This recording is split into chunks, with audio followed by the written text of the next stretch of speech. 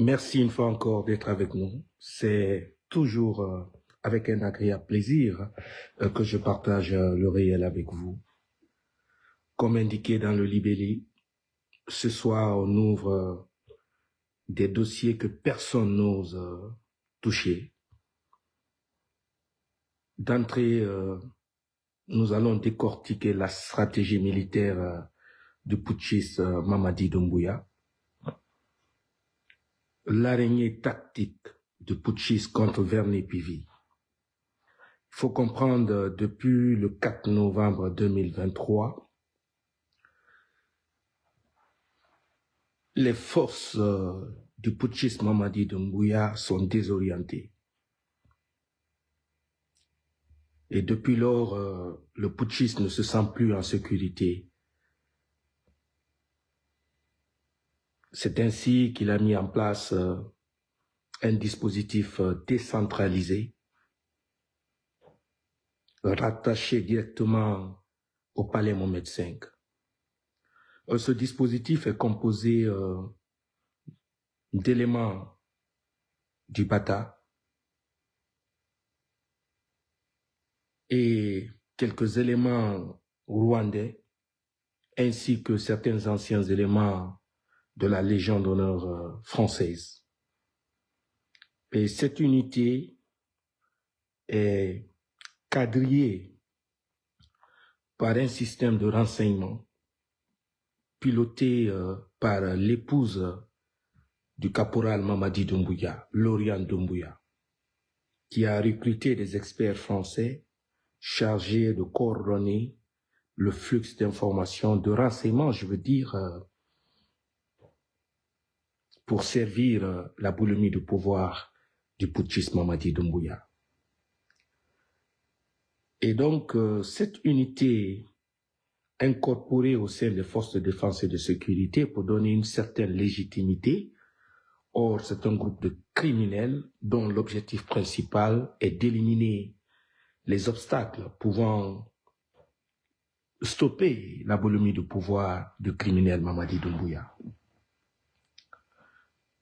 Et vous avez dû le remarquer, il y a, depuis 2024, Doumbouya a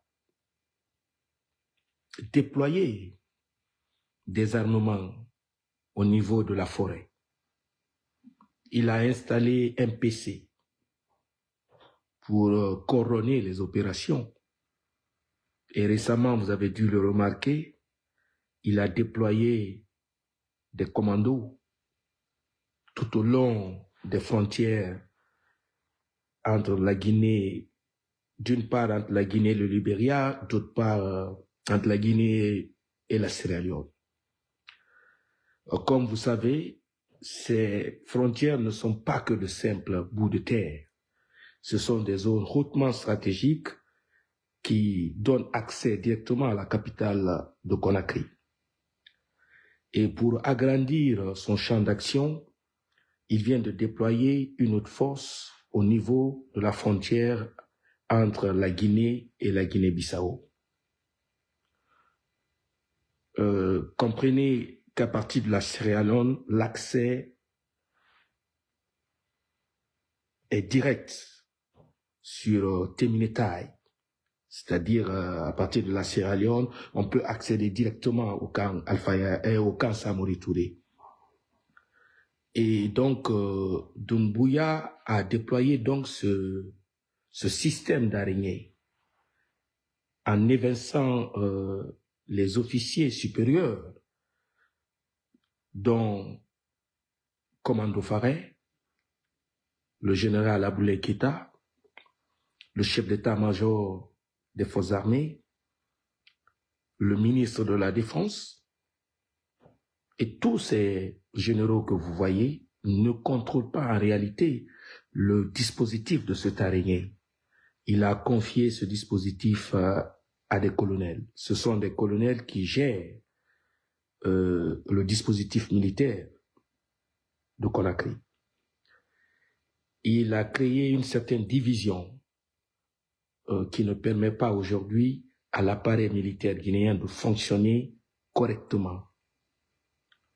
les sous-officiers, les adjoints de tous ces généraux sont en réalité les véritables forces qui tiennent la force de frappe du putschiste Mamadi Doumbouya. Comme vous avez certainement dû le remarquer,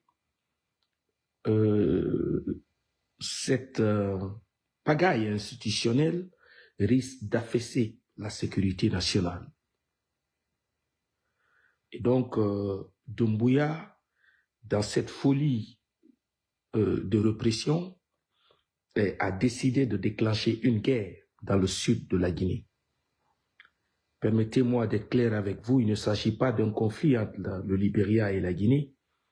Il s'agit plutôt d'un conflit entre le groupe criminel du putschiste Mamadi Doumbouya et les invisibles. Il veut la tête de Verny Pivy. Mais ce qu'il ignore, c'est que Verny Pivy est sous la protection de Dieu. Et quel qu'en soit le nombre de mercenaires qu'il recrutera, il ne verra jamais Verny Pivy. Il ne verra Verny Pivy que le jour de sa mort, parce que Verny Pivy va arrêter Mamadi Doumbouya. Il faut comprendre qu'aucun élément de dispositif du putschiste Mamadi Doumbouya a la capacité opérationnelle d'éliminer Mamadi. La raison est simple, car ils n'ont pas la main sur la gâchette. Ils sont des généraux en carton qui font le décor dans les bureaux de l'état-major, mais ils n'ont pas accès aux armements, ils n'ont pas de troupes, ils sont tous protégés par les hommes de Mamadi Doumbouya. Ils n'ont pas de manœuvre leur permettant de renverser la vase. Connaissez-le, celui qui fera tomber Mamadi viendra de l'extérieur, pas de l'intérieur. Il faut comprendre que tous ces généraux sont sous surveillance. Et c'est le piège qui a emporté Toumba Diakité, qui, malgré qu'il était en coopération avec Doumbouya, communiquait avec certains proches de l'opposition, notamment certains blogueurs affiliés à des partis politiques. Et donc, toutes ces communications ont été transférées au criminel Mamadi Doumbouya. Et c'est suite à ce rapport qu'il fut exécuté. Donc c'est le même schéma pour tous ces généraux. Ils n'ont pas la capacité opérationnelle pour arrêter Mamadi. Mais comme je vous ai dit tantôt, aujourd'hui, l'unité de l'armée guinéenne qui a prouvé qu'elle peut arrêter le criminel Mamadi Doumbouya, c'est bel et bien les invisibles de notre frère Verny Pivy. Et c'est le moment d'interpeller les jeunes de la forêt qui sont aptes à décortiquer des sujets sans importance. On les a vus ici après le décès de Toumba Diakité et on les a vus récemment après la sortie d'un jeune Guinéen qui s'est attaqué au Guernsey.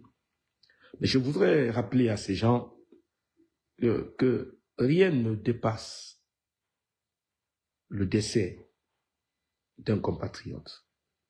Si vous avez de l'énergie dans le corps, vous devez plutôt dénoncer les assassinats ciblés de vos compatriotes. Car aujourd'hui, Mamadi est sur le point de lancer une guerre en Guinée forestière. À cause d'une seule unité qui ne fait même pas 100 personnes, Doumbouya a mobilisé toute une armée et toute la capacité militaire de la Guinée aujourd'hui est orienté sur la forêt.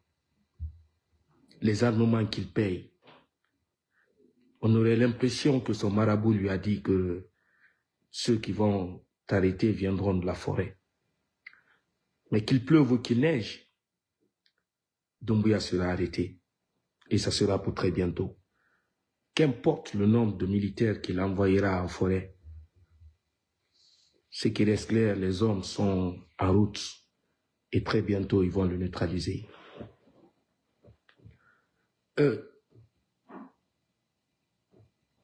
La bataille finale n'est plus loin. Elle s'approche. Elle sera plus tard. Certes, le sang va couler, mais la Guinée vaincra les traîtres de la République. C'est ce qui explique des activités diaboliques opérées par le clan d'Ombouya pour sauvegarder leur pouvoir. Ils tuent pour des rituels sacrifiés et pour des rituels, ils égorgent pour servir le mal afin d'arracher l'aura des bras valides de la République. Je m'excuse du terme, mais c'est la réalité. Ils sodomisent les cadavres pour avoir le contrôle sur leur âme. Doumbouya il ne tue pas seulement, mais il ôte l'humanité. Ce sacrilège est impardonnable. Si vous voyez qu'il ne rend pas le corps de ses victimes, c'est parce qu'il utilise leur corps pour des rituels. Et ceci est inacceptable. Nous devons prendre nos responsabilités pour stopper cette activité dangereuse pour le patrimoine moral de la République. Nous allons parler maintenant de Simandou. Plus de 200 millions de dollars par an qui volent réellement la Guinée. Qui vole réellement la Guinée? C'est le monsieur Fadi Wazni. Ce monsieur qui n'était que... C'était un épicier. Il est venu en Guinée pauvre. Grâce à l'État guinéen, il est devenu millionnaire, multimillionnaire en dollars.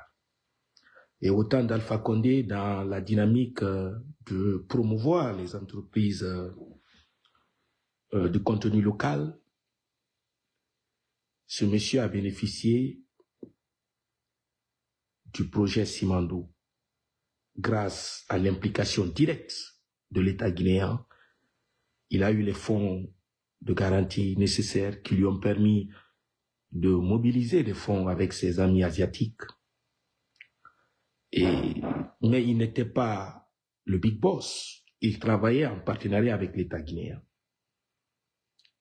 L'État guinéen avait injecté des fonds parce que c'est tout de même grâce au fonds de garantie de l'État guinéen qu'il a pu mobiliser les fonds.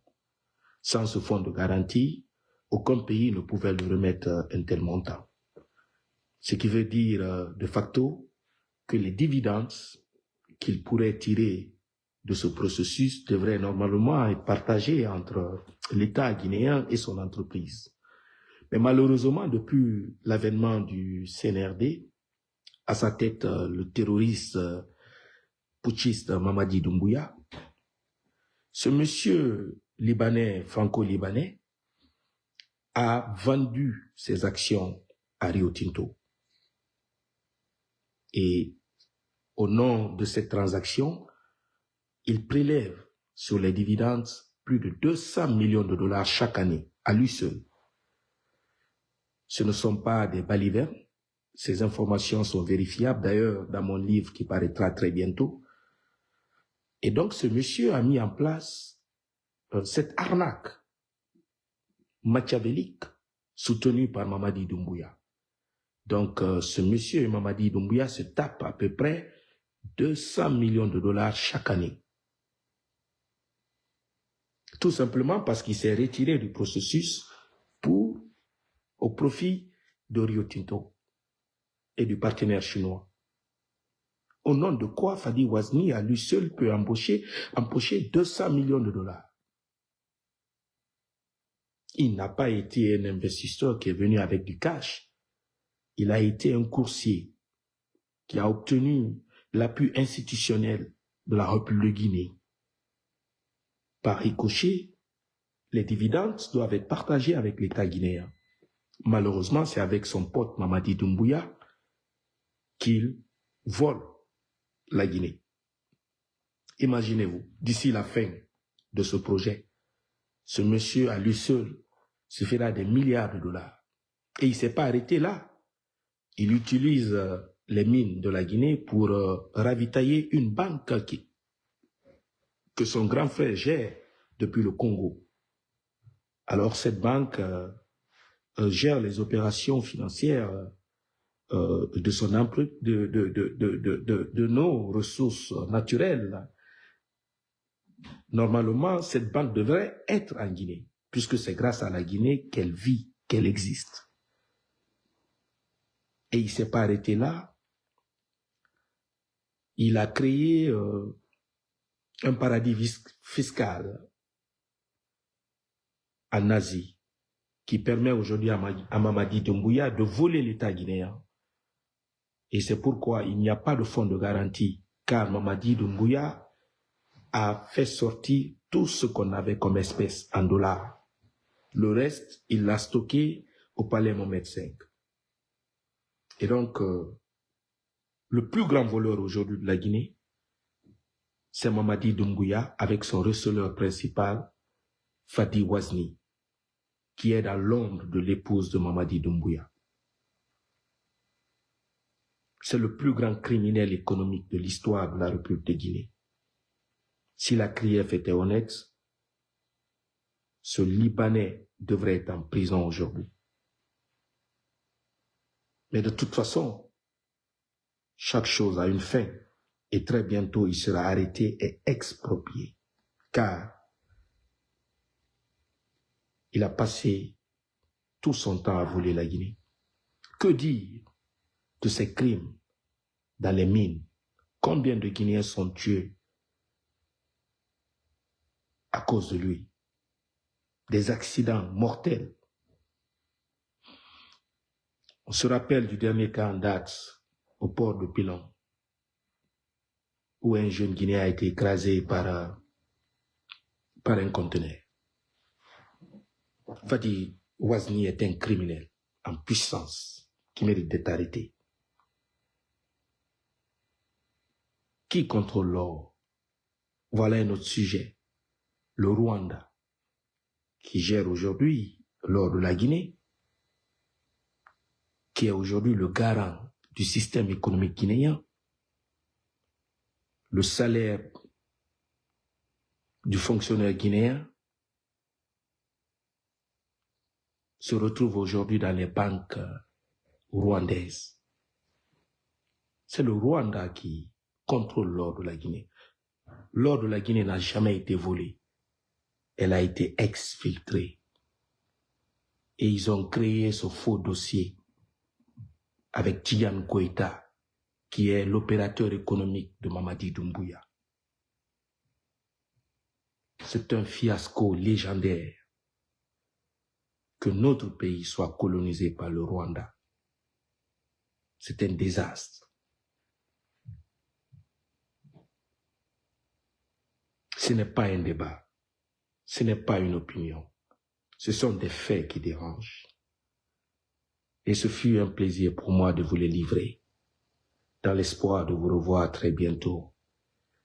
Que Yallah Subhanahu protège la Guinée. Amen.